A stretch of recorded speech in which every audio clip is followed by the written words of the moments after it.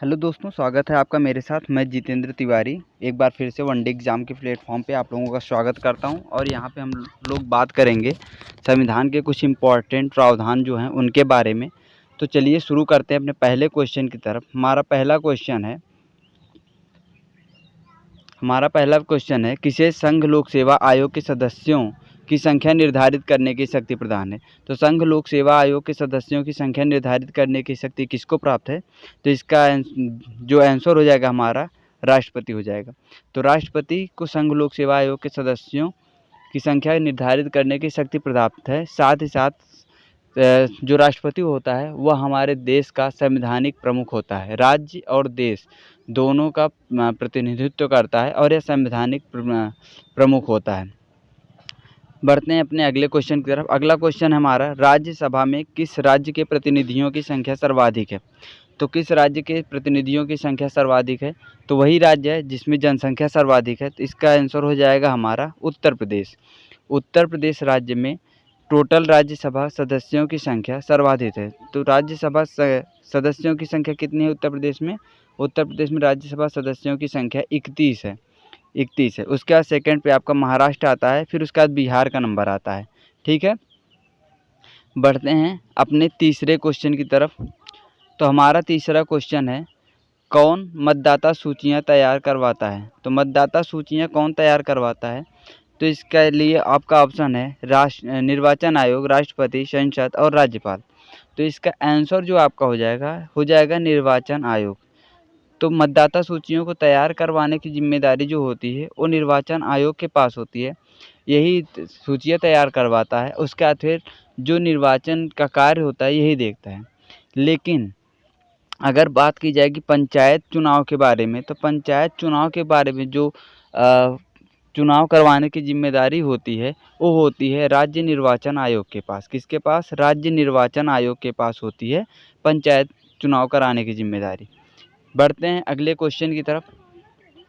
हमारा अगला क्वेश्चन है, राष्ट्रीय विकास परिषद कैसी संस्था है? तो राष्ट्रीय विकास परिषद कैसी इकाई है, इसके बारे में पूछ रहा है। तो ऑप्शन हमारा संवैधानिक, सांविधिक, विधिक या इनमें से कोई नहीं।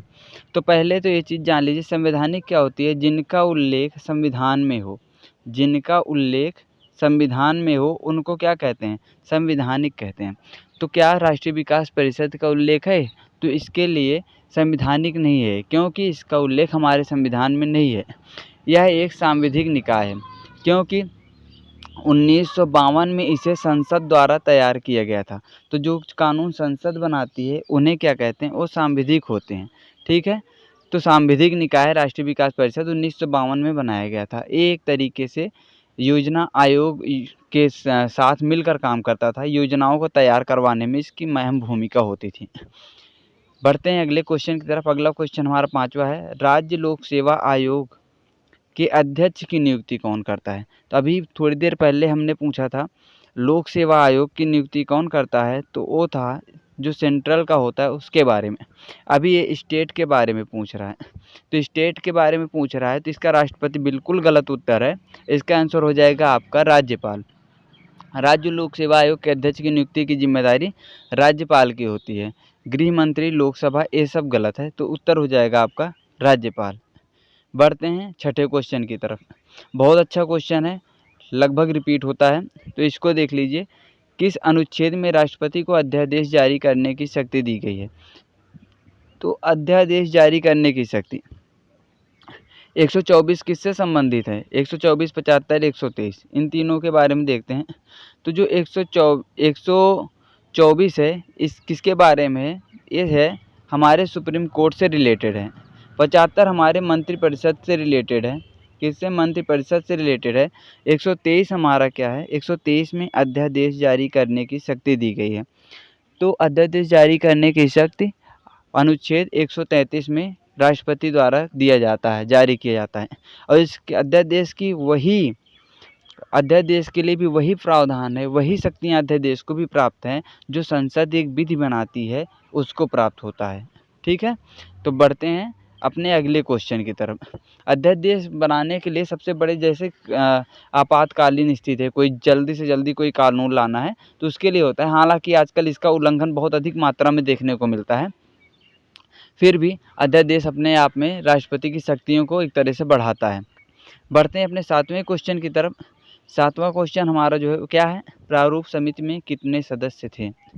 तो हमारे प्रारूप समिति में सदस्यों की संख्या पूछा है 5, 7, 6, 9।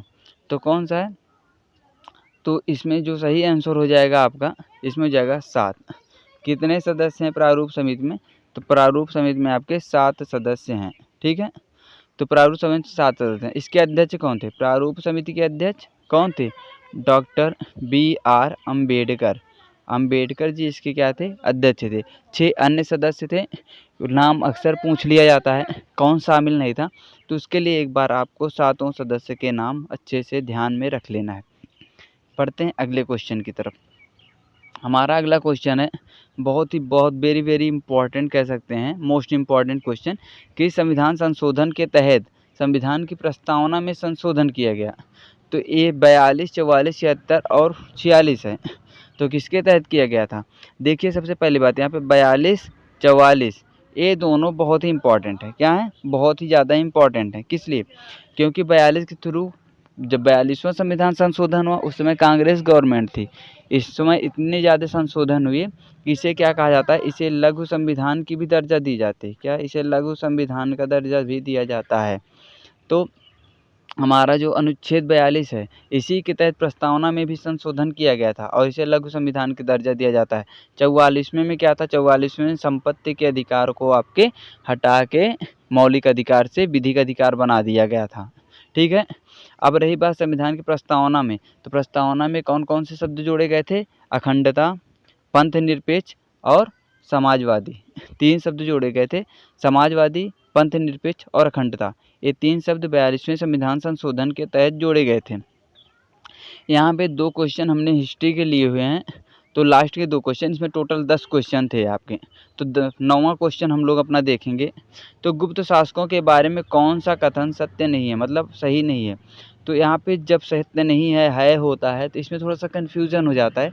इसलिए हम लोग पहले क्या करेंगे, इसमें नहीं है पे फोकस करेंगे, उसको गोला कर लेंगे। तो यहाँ पे क्या है, भूमि करों में वृद्धि हुई और व्यापार तथा वाणिज्य पर करों में कमी। तो क्या है, सही कह रहा है, भूमि करों में वृद्धि और व्यापार वाणिज्य करों में वृद्धि में कमी हुई। तो बिल्कुल सही है, भूमि कर में तो वृद्धि हो गई, मतलब जो कृषि से रिलेटेड सुधार थे वो तो हुए। व्यापार वाणिज्य में कहीं ना कहीं कमी देखने को मिलती, इसलिए उसमें कर भी कम प्राप्त होता है, इसलिए हुआ। और इस समय भी ऐसा कहा जाता है कि जो उन्नत किस्म के, जो बहुत ज़्यादा विकसित शहर उस समय हुआ करते थे, वो धीरे धीरे अपने पतन की तरफ अग्रसर हो गए थे। किसके काल में, गुप्त काल में। हालांकि कला और शिल्प की दृष्टि से अगर देखा जाए तो गुप्त काल को भारत के इतिहास में स्वर्ण काल के नाम से भी जाना जाता है। बढ़ते हैं सी वाला देखते हैं। सी वाले में क्या है, न्याय प्रणाली पहले की अपेक्षा बहुत अधिक विकसित थी।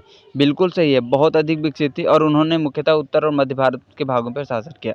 ये तीनों कथन आपका बिल्कुल सही है, मुख्यतः उन्होंने उत्तर और मध्य भारत पर ही शासन किया था।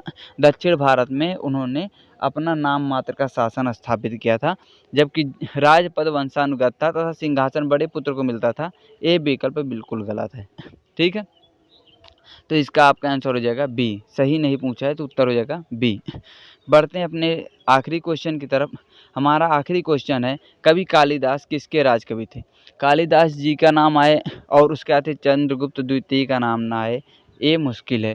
तो चंद्रगुप्त द्वितीय के दरबार के कवि थे हमारे महाकवि कालिदास जी।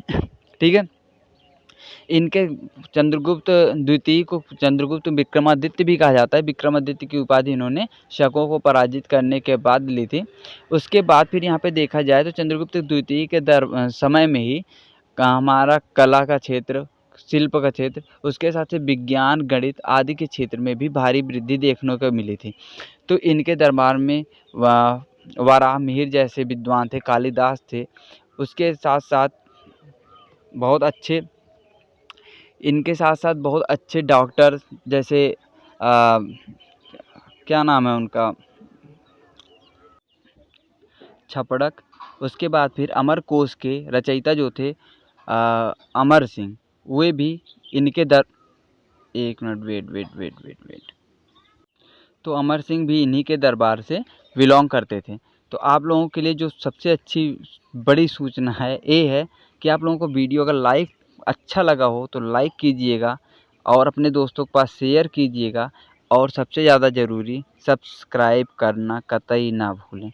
तो मिलते हैं इसी के साथ अपने अगले वीडियो में, तब तक के लिए धन्यवाद।